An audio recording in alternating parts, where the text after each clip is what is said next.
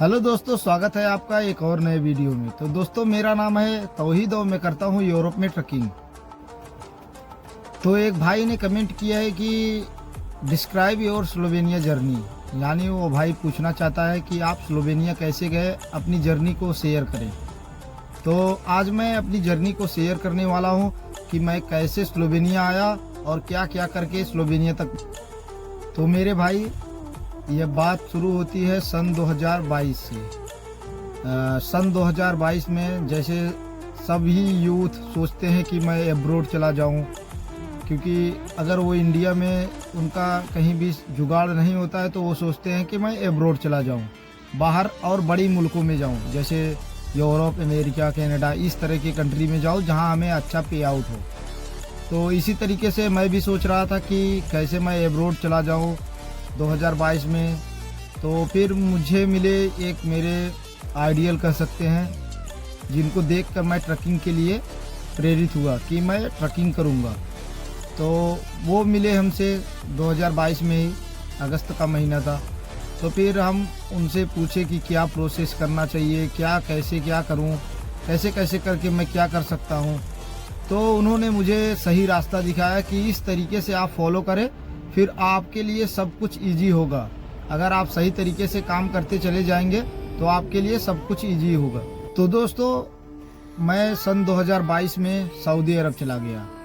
तो जब मैं सऊदी अरब चला गया, हमें बताया गया था कि आप अगर 1 साल एक्सपीरियंस ले लेते हैं, 1 साल का एक्सपीरियंस ले लेते हैं सऊदी अरब का, तो आप यूरोप के लिए एलिजिबल हो जाएंगे, यूरोप ट्रक ड्राइवर के लिए, यानी आप अप्लाई कर सकते हैं फिर यूरोप के लिए।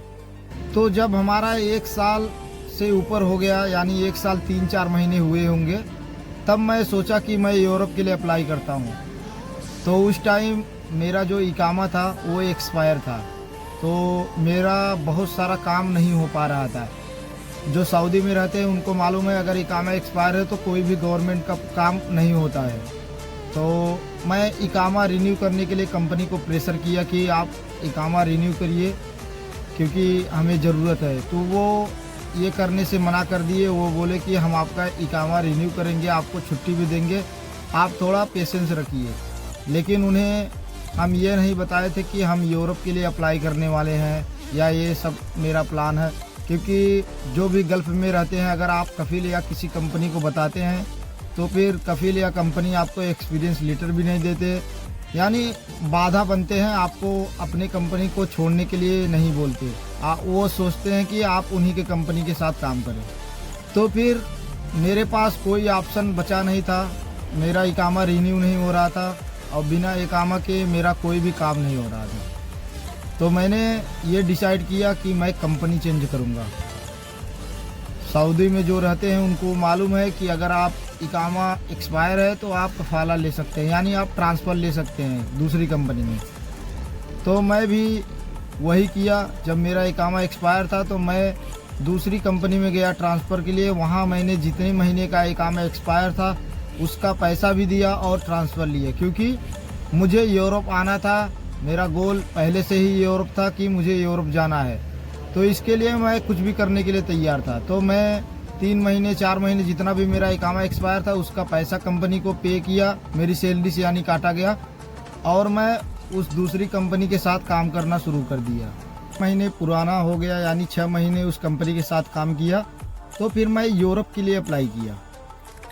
उससे पहले मैं 2-3 कंपनियों को मेल किया था, यानी मेल तो मैंने कम से कम 50 कंपनियों को किया था। उसमें से 2 कंपनियों का रिप्लाई आया था। उन्होंने हमारा वीडियो मांगा था, तो हमने उन्हीं के तरीके से वीडियो भी उनको दिया, और जो जो वो बोले थे वो मैंने उनको सेंड किया, पर उधर से कोई रिप्लाई वापस नहीं आया। तो फिर मैं क्या किया कि मैं एक कंसल्टेंसी के थ्रू अप्लाई किया। तो कंसल्टेंसी वालों ने मेरा इंटरव्यू कराया। इंटरव्यू वीडियो कॉल पे होती है, जिनकी भी इंटरव्यू हुई होगी उनको मालूम है, जिनकी नहीं हुई है वो जान लें कि वीडियो कॉल पे इंटरव्यू होती है। वो प्रॉपर आपसे सारा कुछ पूछते हैं, आपका एक्सपीरियंस पूछते हैं, आप किस कंट्री में हैं, कितने साल से हैं, क्या क्या किए हैं, सब कुछ पूछते हैं डिटेल। और टोटल इंटरव्यू इंग्लिश में होती है। तो उसके बाद इंटरव्यू मैं पास किया, इंटरव्यू में मुझे सिलेक्ट किया गया। फिर मेरा प्रोसेस स्लोवेनिया के लिए हुआ।